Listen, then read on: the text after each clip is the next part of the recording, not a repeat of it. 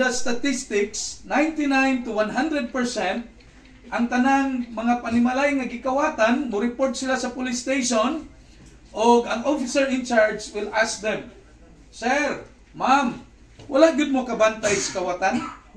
Ang ilang tubag mga kaigsunan, 99 to 100%, ang ilang response, Sir, wa gud namo mabantay ang kawatan.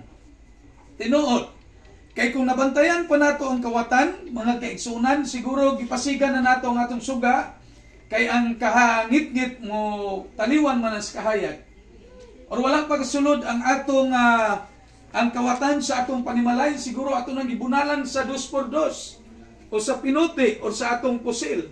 Mao nang wala na nakakawat sa atong panimalay. Mao na mga kaigsunan, no? Death is like a thief in the night. Nay namatay na naapasabakan sa inahan, nay namatay nga 1-year-old, 20-year-old, 50 years old, no? 99, 100 years old. So niingon ang uban, Pastor, unfair ang Panginoon. Bakit iba-iba ang mga edad sa kamatayon sa tao? No? Kalami ra unta mga kaigsunan, no? Kung generalize sa Ginoo tanan ang kamatayon. Kung moingon ang Dios, sige, tanang tao sa kalibutan, 90 years old lang ang buhay mo.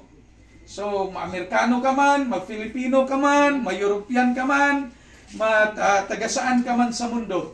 So, kung 90 years old lang ang buhay natin, sa 88 tayo, magbinuutan na ta, pag 89 na to, manghinulsol na gyud ta. Kay 90 years old lamang tama ng atong kinabuhi. Pero dili ingon, that is not the system of life. Dili ingon ana ang sistema sa kinabuhi mga kaigsunan. No? Ka-text pagani nato, matingala ta, uy, 3 days lang tangwa ng ka-jogging, maingon dito, Pastor, katong dakog lawas ba si Kuya? No? Namatay na ba ya? Ha? Kada ko atog lawas, kamalipayon atong tawhana? No? Dili nimo mahibalan. No? Ka-text pa nimo, ka-communicate pa nimo sa Facebook. Isa lang kakasimana mga kaigsunan nga wala ka atuan ng lugar, daghan na kayo nangamatay. November 1 or November 2, maadto ko diha sa Palao sa akong father, diha man gilubong. Magpalimpyo ko sa iyang pansyon dito mga kaigsunan. Pagka November 2, ma-surprise jud ko. Kay daghan kay ko'y kailang naana sa tarpulin. No? Ilang mga nang, hala, namatay na din siya. Uy, namatay na din siya. Uy, namatay na din siya. Pagkadaghan ba rin nangamatay? Mao mga kaigsunan, no? Mao nang giingon nga ang kamatayon walay pili sa oras, walay pili sa lugar, walay pili sa edad, walay pili sa bulan, walay pili sa tuig. Nay namatay nga nangape, nay namatay nga nag-swimming, nay namatay nga natulog, nay namatay nga nag-shopping, nay namatay nga naglingkod. Lain-lain ang sistema sa kamatayon mga kaigsunan. Huh? Pero bisag asa kang lugara, kung huy pa na gyud sa Ginoo ang kandila sa imong kinabuhi, dili gyud ta kaingon, kadjot lang Lord, mananghid sa ko sa akong asawa, kadjot lang Lord, mananghid sa ko sa akong mga anak, or sa akong bana Lord, mananghid sa ko sa akong ginikanan. Kung huy pa na gyud sa Ginoo ang kandila sa imong kinabuhi, kung asa ka anang orasa or minutuha nakatindog mga kaigsunan, diha ra gyud ta taman. Muna mga kaigsunan, life is too short for conflict. No? Kaning mga panag-away sa mga magsuon, mga panag-away sa pamilya, mga panag-away sa anak o ginikanan. Pait karon mga kaigsunan, labi na diri sa iligan, no? Ang dili na mag-istorya ang anak o mga ginikanan.